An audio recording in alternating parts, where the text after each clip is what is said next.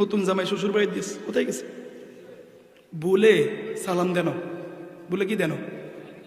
শ্বশুর মিয়ারা গোসা জামাইয়ের লগে আজকে ভাত খাইত না, কি খাইত না? কেন? ওই শ্বশুর মেয়েরা কি দেন?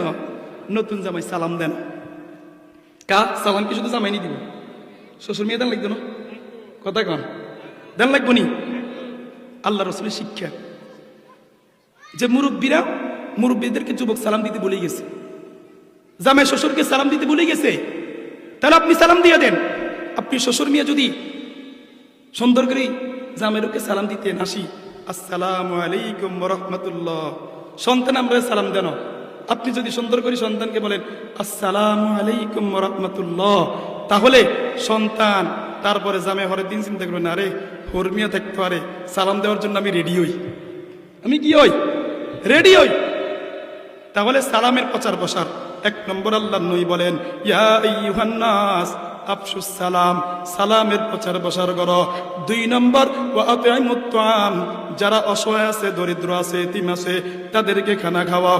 ওয়াসিলুল আরহাম, 3 নম্বর আত্মীয়তার বন্ধন রক্ষা করো, আত্মীয়তার বন্ধন রক্ষা করো।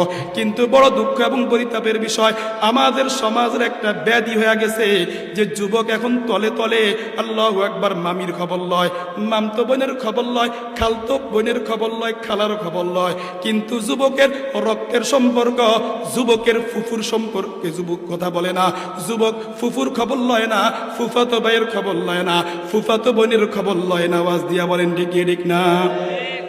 আমার যুবক ভাইরা, আমার তরুণ ভাইরা, আপনি মামার খবর নেন, অসুবিধা নাই, মাবির খবর নেন, অসুবিধা নাই, খালার খবর নেন, অসুবিধা নাই, খালুর খবর নেন, অসুবিধা নাই, খালতো বোনের খবর নেন, আল্লাহু আকবার, মামতো বোনের খবর লন। কিন্তু আপনি ফুফুর কেন খবর লন না?